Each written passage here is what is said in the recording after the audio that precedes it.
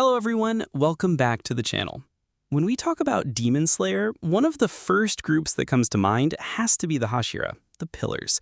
They're more than just characters, they're the symbol of the entire story. But today, instead of covering all 9 current Hashira, I want to dive into the 5 former Hashira. Their journeys are filled with triumph, tragedy, and sacrifice, and many fans don't realize just how much they shaped the Demon Slayer corpse. Rengoku Shinjuro, former Flame Hashira. Shinjuro is known by most fans as the father of Rengoku Kyojuro, the fiery flame Hashira we all admire. But before that, Shinjuro himself was once a proud and powerful flame Hashira. The Rengoku family is one of the oldest bloodlines in the Corps, dedicated to passing down flame breathing through countless generations.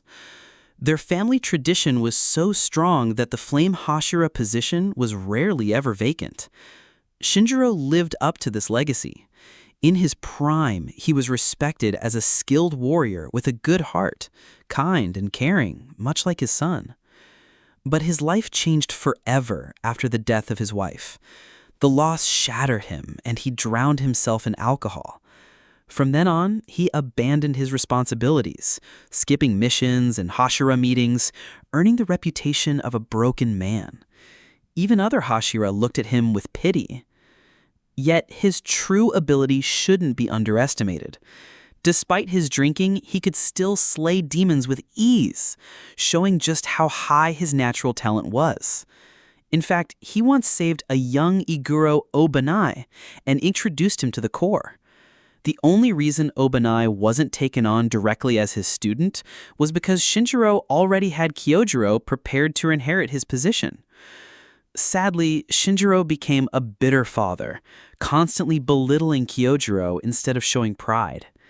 Even after his son rose to become the new Flame Hashira, Shinjuro acted dismissive. But in the final arc, he found redemption, returning to serve as a protector for Kiriya Ubuyashiki, the young leader of the Corps. For all his flaws, Shinjuro survived until the end. Jigoro Kuwajima, former Thunder Hashira. Next, we have Jigoro Kuwajima, better known as the mentor of Zenitsu Agatsuma.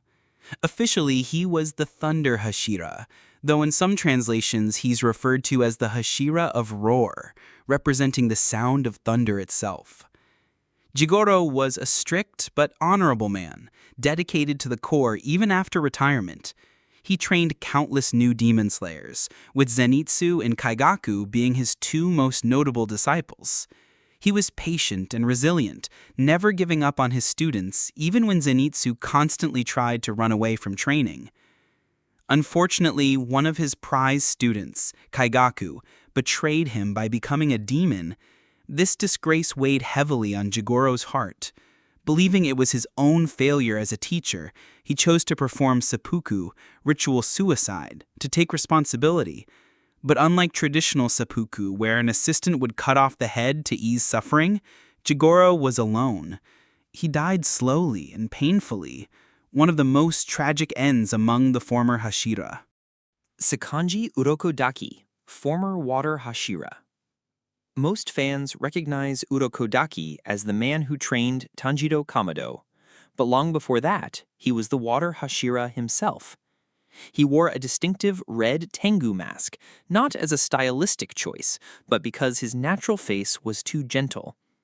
Demons mocked him for looking soft and kind, so he chose to hide his features and focus solely on his duty. Urokodaki mastered water breathing and passed on all the forms he could use to his disciples. He trained not only Tanjiro, but also Giyu, Tomioka, and many others before them. Even in retirement, he stayed deeply involved, preparing the next generation of demon slayers. During the final battle against Muzan, Urokodaki didn't fight on the front lines, but he played a vital supporting role guarding from behind. Unlike many others, he lived through the end of the series. Kanae Kocho, former Flower Hashira. Kanae was the gentle yet formidable elder sister of Shinobu. Coming from a well-off family, she once lived peacefully until tragedy struck. Demons attacked her home, killing her parents before her eyes. She and Shinobu were saved at the last moment by Gyomei Himejima, the stone Hashira at the time. Inspired by him, both sisters joined a corps. Kanae possessed exceptional talent and eventually created her own unique style, flower breathing. Despite her kind demeanor, she was strong enough to reach the rank of Hashira. Her final battle was against none other than Doma, the upper rank 2 demon of the 12 Kazuki. Kanae fought bravely, but sustained fatal wounds. She couldn't defeat Doma outright, but she endured long enough that dawn arrived, forcing him to retreat from the sunlight. Shinobu arrived only to find her sister mortally wounded. With her dying breaths, Kanae told Shinobu she wished for her to quit being a demon slayer and live a normal, happy life. Tragically, Shinobu chose the opposite, carrying Kanae's dream forward in her own way. Kanae's death marked one of the saddest moments in the Hashira's history. Tengen Uzui, former Sound Hashira. Lastly, we have the flamboyant Tengen Uzui.